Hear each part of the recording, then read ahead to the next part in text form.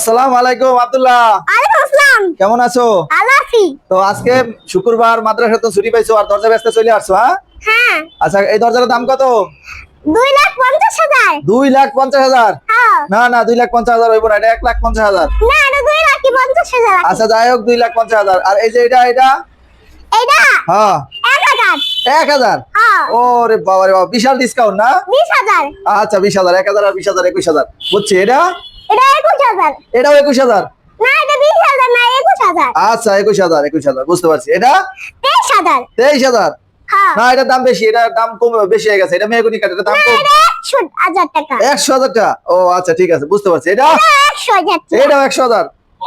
তো বুঝতে পারছেন বন্ধুরা, ও কি এটা পাবেন। 25। এটা 25? হ্যাঁ। আচ্ছা 25,000। এটা 15,000 না? হ্যাঁ। এটা কত?